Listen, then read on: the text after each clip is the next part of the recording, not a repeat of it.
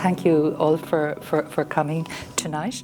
So we're going to have a conversation about Roisín O'Donnell's new book and Oisín Fagan's new book. Both came out last year, but about fiction in general and about their writing lives in a more general way. Probably they need no introduction to you because I know Roshene lives in Trim. Is that correct? Navan, so. Oh, okay. So, away. okay. Yeah. and Oisín is more or less local, but he has told me none of his relatives are here because he wouldn't allow them to come. But maybe some neighbours or friends or. Okay, so I briefly introduce the writers. Roshene is an award-winning Irish author. Her first collection, her short story collection, Wild Quiet, came out in 2016 and was shortlisted for the Kate O'Brien Award and longlisted for other prizes. She's been published, the short stories have been published in many places and they've been on RTE Radio. She won the Unpussed Irish Book Award for a short story in 2018, and her novel Nesting, which came out last year, has been a hugely successful novel. It was a Sunday Times bestseller. It was listed as one of the Observer's 10 best new novels of 2025, and it won the Unpussed Book Award for Novel of the Year just before Christmas in 2025. Oisín is an equally successful writer. He grew up, as I said already, here in County Meath, and he's already published 3 books, even though he's only 33, isn't that right? Babby. Yeah, well, it's a pretty good record. The short story collection Hostages, which came out in 2016, his novel Nobber in 2019, and now most recently Eden Shore, 2025. Again, he's winning prizes all over the place. Nobber was shortlisted for the Bollinger Everyman Woodhouse Prize, named a Book of the Year by The Guardian. Eden Shore was named by the Sunday Times as Book of the Year. And Oisín has been very recently appointed Writer-in-Residence in UCD for 2026, which is an award for your writing as well as entailing a certain amount of duties as teaching creative writing and so on. So I'm going to start by asking Roshene and Oisín just to tell us a little bit more about yourselves. Roshene, can we start with you maybe? When did you start writing? Why do you write? Oh, wow. I've been writing since I was very, very young, embarrassingly young, really. I just always loved stories. It's wonderful to be here in the Swift Centre, part of Trim Library, because really it all started, I think, with libraries for me. My mum had me enrolled in a library when, honestly, I think I was about 3 weeks old. She's just, I need a card for my baby. And that was it, Mum and Dad would have just always had loads of books in the house, and I just loved stories, loved, storytelling. And even when I was at primary school, I would have been trying to write little stories. And I was very lucky in that a teacher of mine at primary school, her sister-in-law was actually a children's author, Burley Doherty. And she came in and visited us in school a few times. And I think that's just gave me a notion at quite a young age that writers are real people. I think that was a really powerful experience because really, growing up in Sheffield from quite a sort of working class background, I'd no reason really to aspire to being a writer. I think for a lot of young people it can seem as something that's just so unreachable, but I just saw it as something that was very real. So yeah, from a very young age, but I mean, as you know, actually getting there and getting published and taking those steps takes a good while longer. So I studied English at college, but it wasn't until I was really sort of in my late 20s, early 30s that I would have started publishing short stories. in the Stinging Fly and in various The Stinging outlets, Fly, different journals. Yeah, we're very lucky in Ireland that we have a thriving literary journal scene, and with short stories you can, you know, quite easily start sending them out there and getting a response and kind of testing the waters, I suppose, and trying out different styles and subject matters. And you know, luckily I started to get a few stories accepted. And I think we were both in an anthology, weren't we? It's probably about 10 years ago now. It was called Young Irelanders. Yeah. Remember? More than 10 years, it's 11 More years than now. 11 years ago. Oh, wow. So you were really, really young. I was younger. And we're still young. Imagine that. All these years pass. young. But it was, I mean, and that was amazing. It was, you know, Colin Barrett's was in there. Who else? I'm trying to think. Loads of writers that were just... there's Rob Doyle. He has a book out this Rob week. Doyle has a book coming out. Yeah. And it was just, it was brilliant, really. I suppose a chance to publish in an anthology with other young writers, and kind of on the back of that, then the publisher asked me would I do a collection of short stories. So I had my collection then, Wild Quiet, in 2016. Yeah. And where did you go to school, actually, where a teacher was important in She was important. That was in Sheffield. My mum and dad are from Derry City, but they were living in England when I was growing up, so that was in Sheffield, yeah. And I think, I mean, I imagine tonight we'd be talking a little bit about place and the importance and everything, but I think, you know, the thing about that author, Burley Doherty, was that she was writing books that were very much set in the place where I was growing up. So in South Yorkshire, she wrote books like, I remember one called My Granny Was a Buffer Girl, right? Growing up in Sheffield, you know what a buffer girl is, polishing the silver. Okay. Yeah? And she had another book that was set in sounds a bit grim really for a kid's book, but it was set in a plague village. You'd like that. Yeah, I would love that. That's getting into your territory. It was good. Maybe on that happy note of the plague. But it was relatable. It was, you know, you see the places that you recognise, the people that you recognise, and I think that just really had an impact. No, I think that's really important. That you feel that you're part of the literary world, that you can be, that is worth writing about where you live and so on. Obviously, if you grow up like me in Dublin, you maybe get an excessive sense of living in a place that is immortalised in literature, and that everyone is really interested in every stick and stone around the place. But that's Shinshke Ella. So Oisín, how about you? When did you start? What got you started?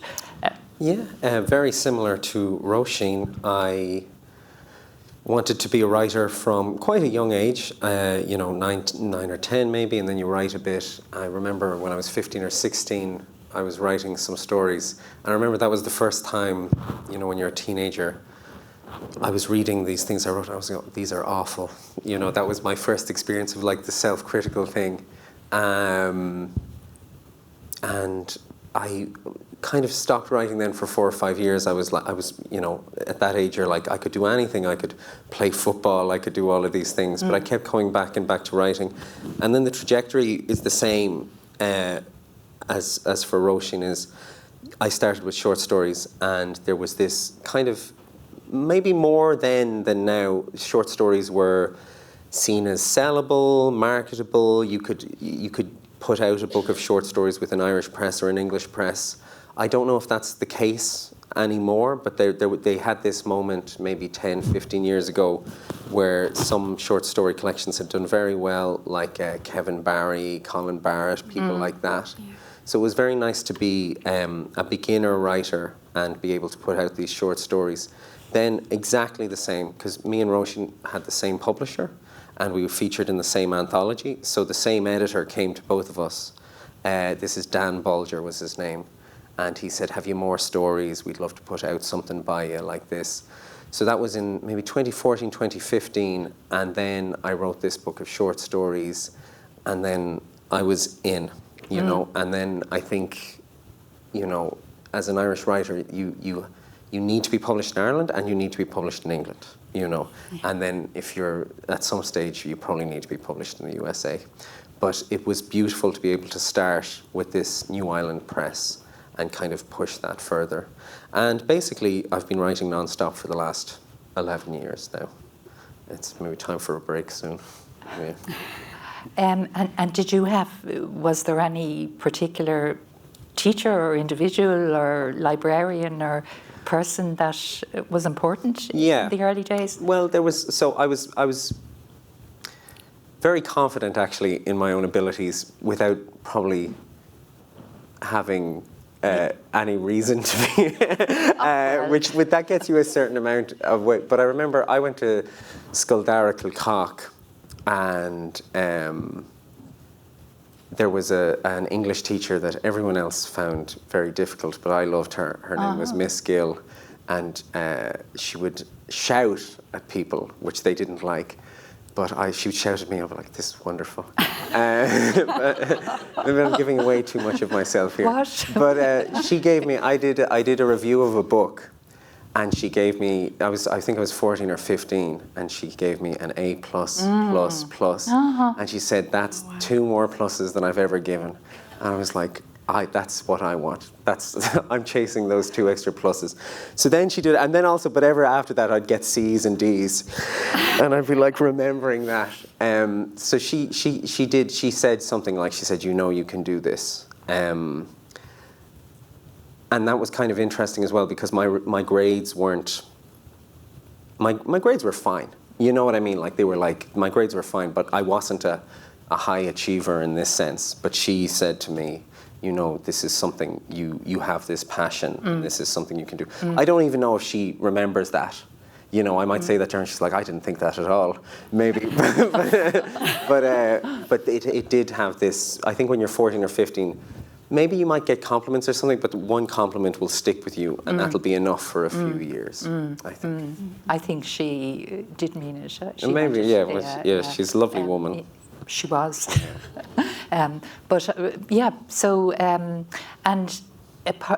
So this all tallies really with my personal experience, that teachers, going to the library, having somebody who believes in you and tells you that, you know, don't be afraid to tell kids when they're 12 or 13 or 14.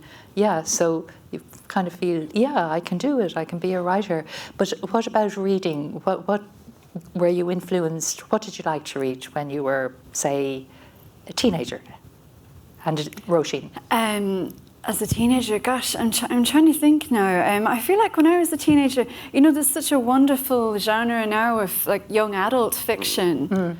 I was talking to a friend about this the other day. I feel like that didn't exist as much when I was growing up, God, that would have been like in the, let's say, like late 90s when I was a teenager. It was like you read children's books, you were on Enid Blyton, and then the next minute you were on, like, you know, grown-up books. Really, I don't remember there being as much. I think it's wonderful now that there are so many just incredible books aimed really, you know, at that teenage readership. I suppose I remember starting college, starting Trinity, or before that, even doing my A-levels. So I did A-levels. I was still in England at that point, and I remember reading like Alice Walker, Toni Morrison, you know, writers like that. I remember really, you know, discovering them for the first time and just being so just kind of awestruck by what words can do and the power of their work, and it just really leaving a lasting impression on me. And then starting Trinity, and the thing is that, you know, in your first year in particular, doing an English degree, it's very prescriptive. You're sort of told what to read, and I don't think I liked that too much, really. It wasn't until kind of later on that you got to choose a bit more your different modules and maybe start to discover a bit more, you know, your own reading taste. But looking back, I suppose it was really good grounding. I'm glad that I did go through that process. Great. And how about you, Oisín? Were there any books that you remember that stood out, or as a child even? Because as you say, I think your childhood books up to secondary school may make more of an impression on you, because then you're into the exams and you've got a curriculum and you're reading you're reading in a different way, and you don't maybe have all that much time for a while.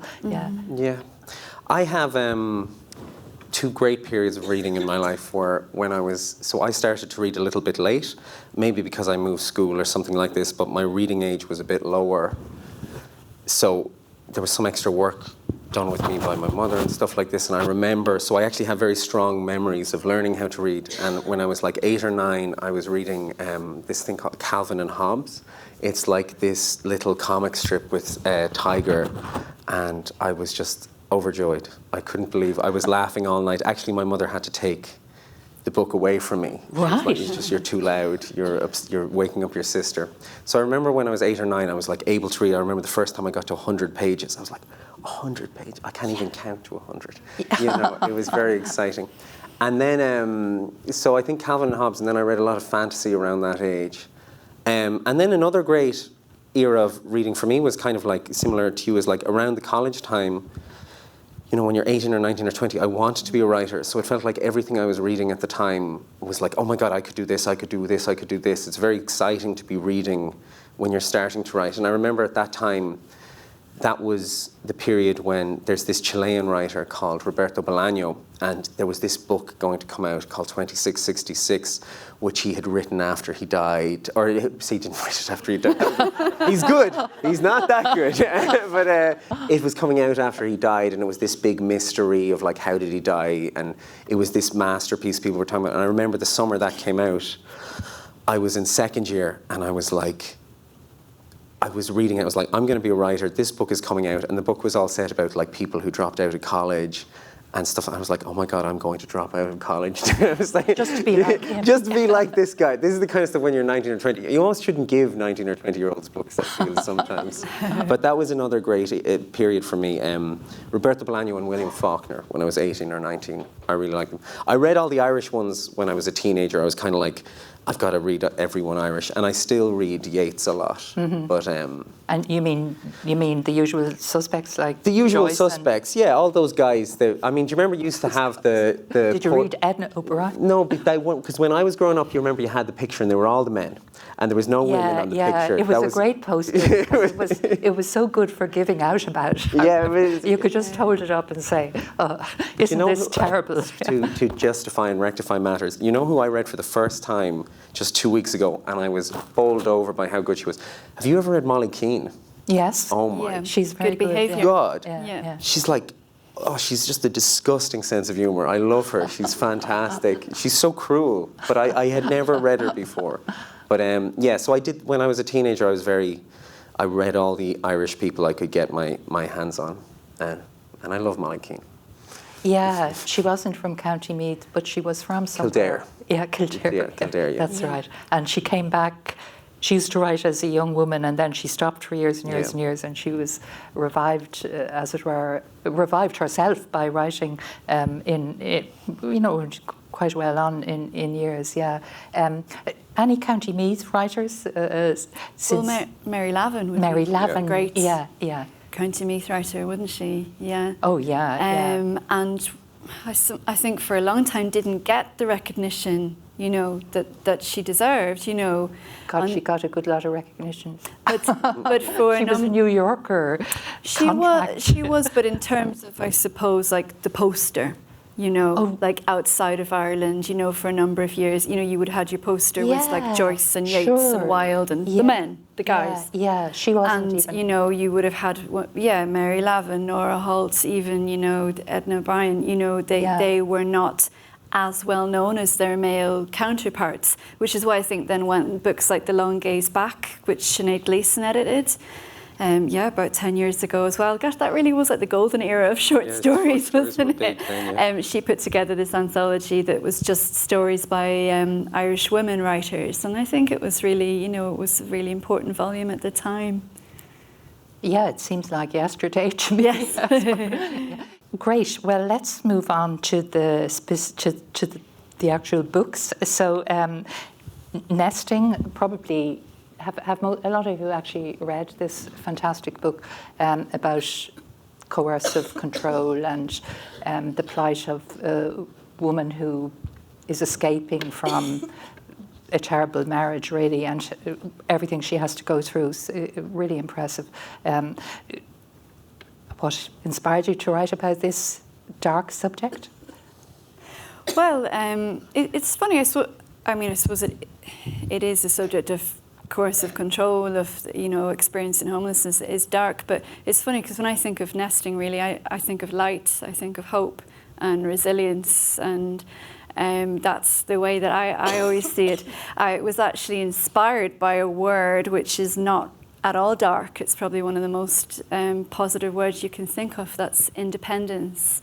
I was asked to write a short story for RTE Radio 1. I got a phone call from the lovely Cleonan Anlún, you probably know, and she asked me to write for a series called Spoken Stories. And for each series, the writers are given a different word to respond to. So it's a great series to listen to, actually. It's available as a podcast. You can look it up, Spoken Stories. They're all there for free. And you can see how different writers responded to the same key words. So it's great. But the word for mine was independence. And at that time, it was 2020. It was like the height of lockdown. And I was just very aware of stories in the news about, you know, the rise in the number of calls to Women's Aid, the women in really terrible situations during lockdown, and also the rise in the number of people in emergency accommodation. And I just felt that this maybe wasn't really being I suppose, explored in contemporary fiction as far as I had seen. And I just thought, well, I'll try and do a short story around this. It was just a short story. I thought, okay, you know, 3,000 words, you can do that. And I wrote this short story, and it was about this woman called Ciara Fay, and she was living in emergency accommodation in this hotel. And it was just one day in her life, you know, the struggles, the little moments of triumph. And that was it. There was, you know, the short story was complete, and it was broadcast for radio then. And I just remember listening to it on the radio and just feeling like that it wasn't finished. I wanted to take the story further. I wanted to know really like what would happen next to Ciara. And as sometimes happens with fiction, the only way that I could really work it out was by actually sitting down and writing it. One of the things I like best about it is the depiction of her life in this hotel on the Quays, where, you know, as a homeless person, she lives in a hotel in a room, and as you've said somewhere in an interview, I think, or we hear these statistics the whole time, but you don't, of course, you don't get into the experience of what that actually means, except in something like a novel. I think that's where you can do it. So you give us a wonderful insight into, you know, what it's like to live with. You know, she cooks on a rice cooker or something, and they have to go out and try and find burgers or in fast food joints, the Ciara and her children. That was the key thing, was that I wanted to kind of get behind the statistics, because I think we can just become so numb, right, to seeing these figures. Not, you know, through the best will in the world, it's hard to really imagine what the experience is actually like. So, you know, there was huge amount of research involved, and just, you know, talking to people really about their experiences, and talking to, you know, I spent a lot of time talking to a woman who was a sociologist and had spent a long time working specifically with families in emergency accommodation, because there's been very little really research and studies done on the impact of hotel living on families. You know, what is it like to try to, you know, toilet train a 2-year-old in a hotel bedroom? How do you actually do that? You know, how do you cook for your family when you don't actually have any cooking facilities? You know, all these little things became really important to, like, the texture of the novel, to make it feel real and validating for anyone who has experienced that. So I suppose all that became really important. I mean, nesting became, I see it almost as like a quest novel, really, where it's, you know, she is on this journey towards a better future, but she really is faced with obstacle after obstacle on the journey. Yeah, we'll come back to the characters are wonderful. I think Ciara, who's a slightly annoying character, I find, in that she, you know, she gives in so easily to the horrible man Ryan, who's so manipulative of her the whole time, isn't he? I suppose I wanted to show, but very convincing. I thought super convincing as a character, and I really would like to talk about how you worked on the characterization and so on. But just one question before we go to Oisín. The crow, where was that in the short story? No, it wasn't. No, there's a funny story there with the crow. Initially, it was going to be a kitten. I don't know what went wrong. So you have this character, Ryan, who is Ciara's husband, and he is unbelievably manipulative. I think as a fiction writer, sometimes it's very useful to set yourself limitations and boundaries. I remember hearing Margaret Atwood, of course, famously has said that when she was writing The Handmaid's Tale, she would not permit herself to include anything that had not happened somewhere in the world at some point in history to women, right? So like you read The Handmaid's Tale and you think it's so fantastical, but like, she was really putting herself under strict limitations, and that's why it's so powerful. So with nesting, I didn't want any blood or bruises or any of the stereotypes that we think about when we see domestic violence represented in fiction. So what was I leaning on? I was looking at psychological abuse and manipulation. So I thought, right, this character, Ryan, he's going to do something to try to get her to come back. How about he adopts some harmless animal and tries to manipulate her into coming back to kind of look after it. So that was where I thought, a kitten. But then I thought, no, this guy's far creepier than that. Yeah. And I remember when I was little, when I was at primary school, a child came in once with this bird's nest in a bucket, literally, that the mom helped her bring in. Oh, look what we found in the garden. And I must have been maybe about 6 or 7, but I still have this image of these. Like, they weren't even chicks, they were, as it says in this, nestlings. And they're really gross, they don't have any feathers and they're so vulnerable, and just being fascinated. So I thought, okay, how about Ryan brings home this nest of chicks? And initially I thought, well, maybe they'll just all kind of die, but it became interesting to me then to see what would happen if one of these birds survived, and to see the dynamic, how that would play out. And it was interesting writing it because it was something that wasn't planned, and as a sort of symbol, I suppose it started to evolve and kind of take on a life of its own, which is wonderful, I think, as a writer when that happens. Yeah, it's a symbol, but it does take on a life of its own and becomes very menacing. I mean, I felt threatened by that bird as it kind of grew up in the house. So that was an inspired moment when you switched the kitten for the crow. So Oisín, Roshene writes in the vein of realism, and you're in a completely different style of writing and way of writing. Your novel, Eden Shore, and I think Nobber as well, though I haven't read Nobber, is so I will. It's okay.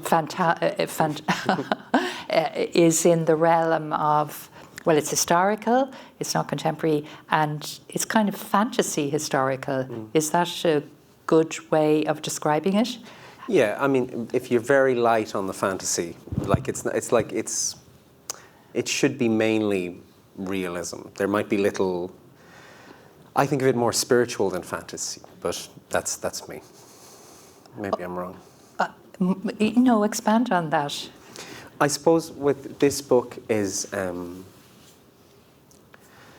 So this book is set in the Americas in the colonial era, so probably the late 1700s, early 1800s, and it's set amongst different immigrant groups within that, and also amongst the Amerindian viewpoint. So the Christians that would have been colonizing would have been very strongly Christian, and they would have been having a lot of visions while colonizing as well, because there was a lot of disease and dysentery and all of these kind of things.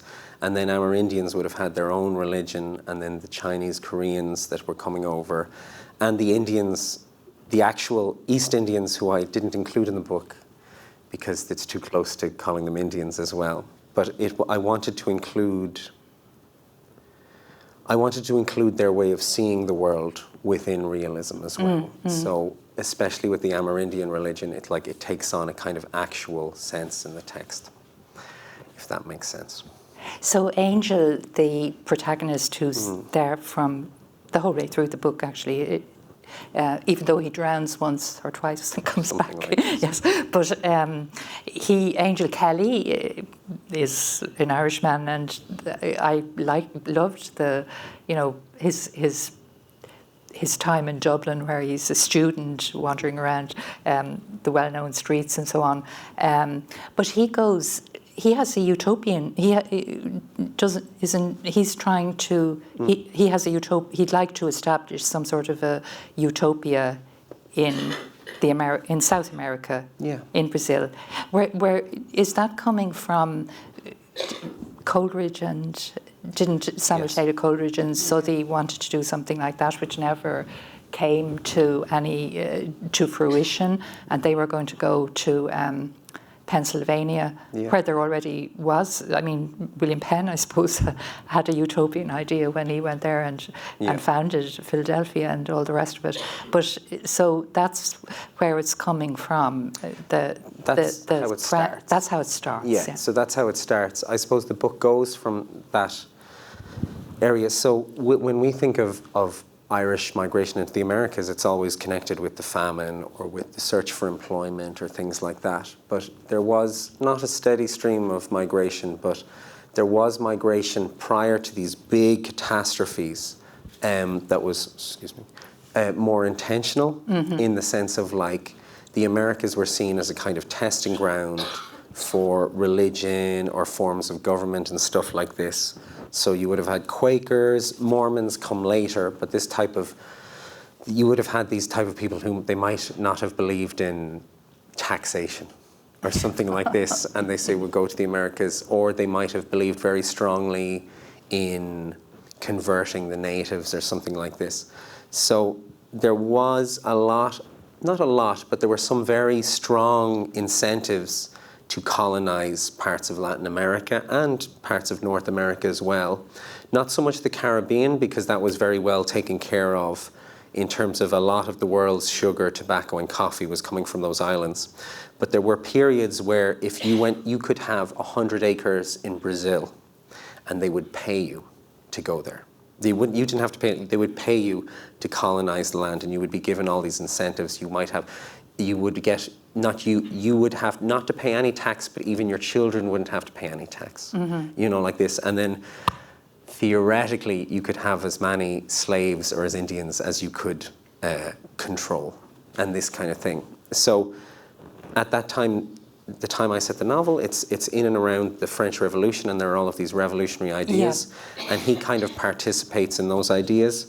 But that's the beginning, and then I think where my novel goes is that there is no tabula rasa, there is no empty land in the sense is it's already happened, everything. So like he thinks he's coming into this free land where they can all be free, but already there is this exploitation of the land and the natives, and the systems are set up. Yeah. So you go into that world. Yeah, and he goes by mistake because he gets on a ship in a drunken stupor is it Liverpool is very embarks and it turns out to be a slaver and that's such a great account of the horror of the slavers, but there is an awful lot of horror and violence and brutality the whole way through the novel, really, isn't there?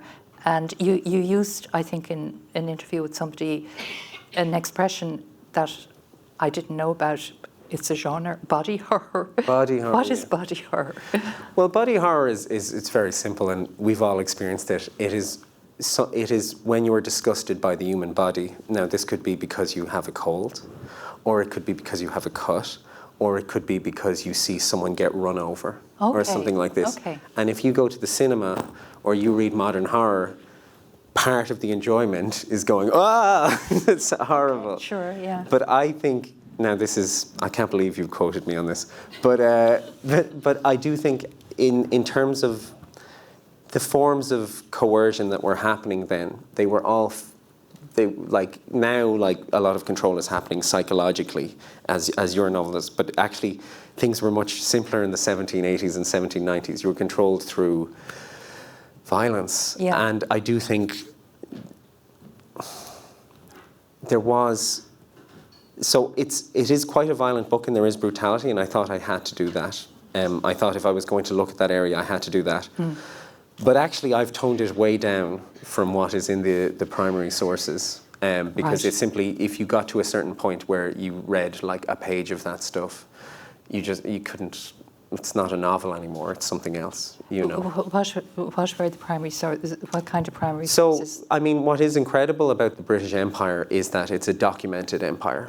And that actually, so for example, like the 1916 Rising is one of the best documented events of the 20th century because they had this huge apparatus of bureaucracy.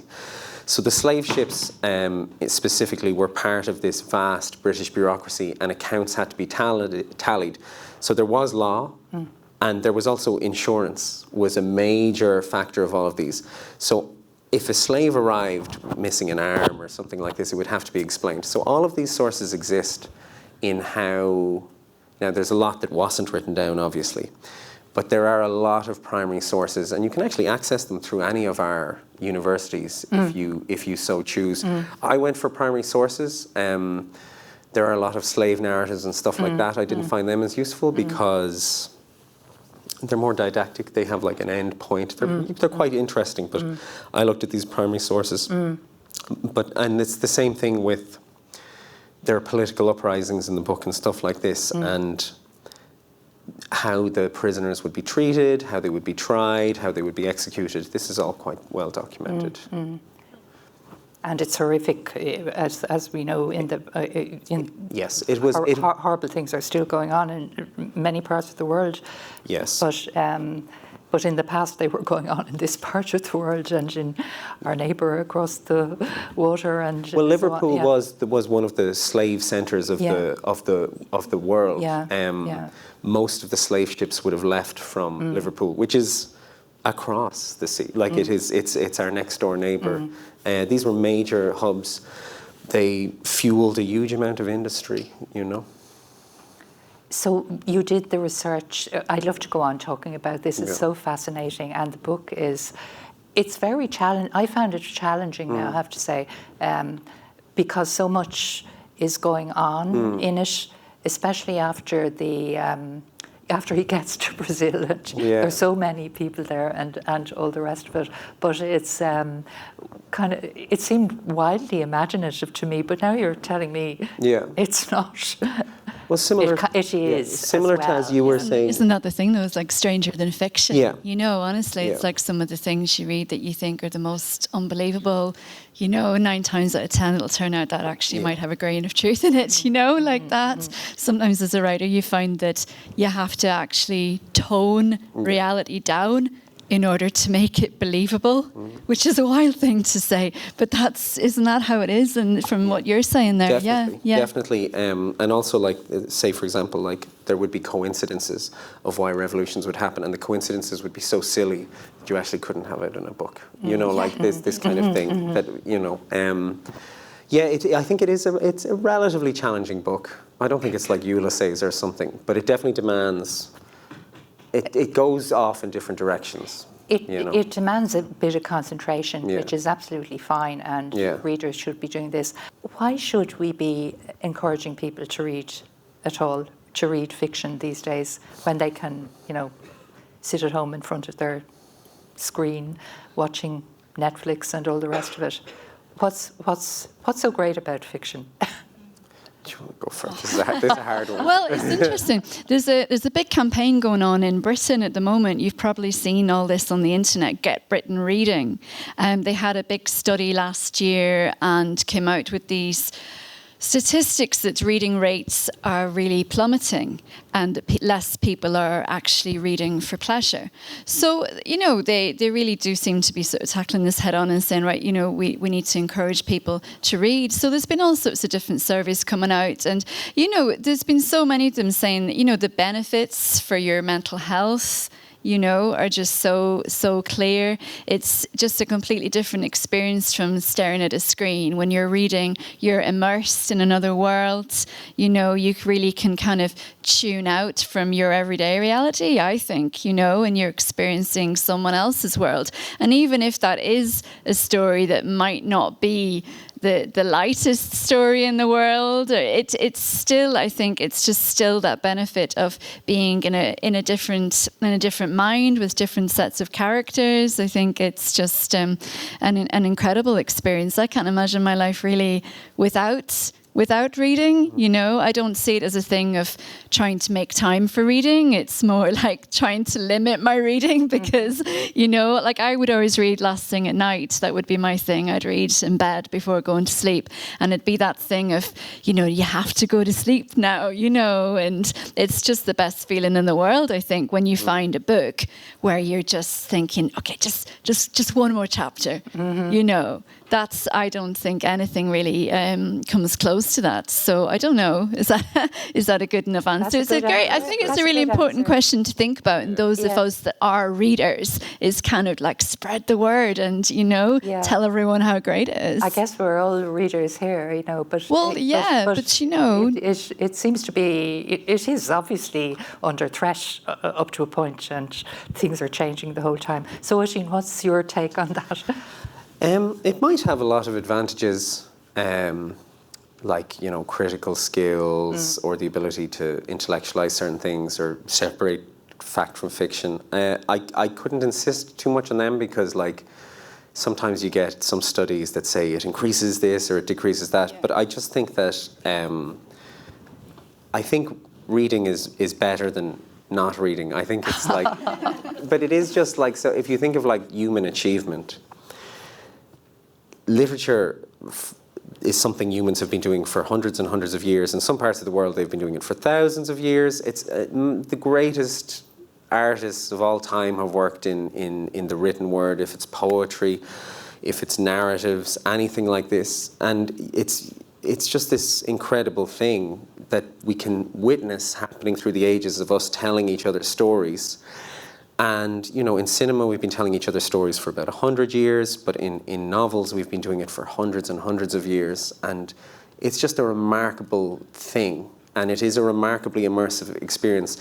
And it can't be replaced by anything else. Like, it's not like playing a video game. It's not like watching a movie. It's not like being on Instagram. It only it can do what it does. So in that sense, I think the benefits of reading are always self-evident. People who read, I think the problem is that the entry level is a bit high. Like, you have to ask children, is like, look, it's going to be boring for a while, and then it's going to like you have to be able to spend the 2 or 3 hours on your own without any screens, without moving, something like this.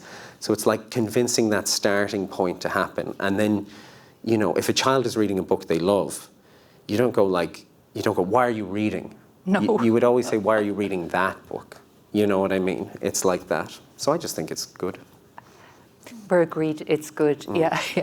We want to hear some of your words, and we don't have.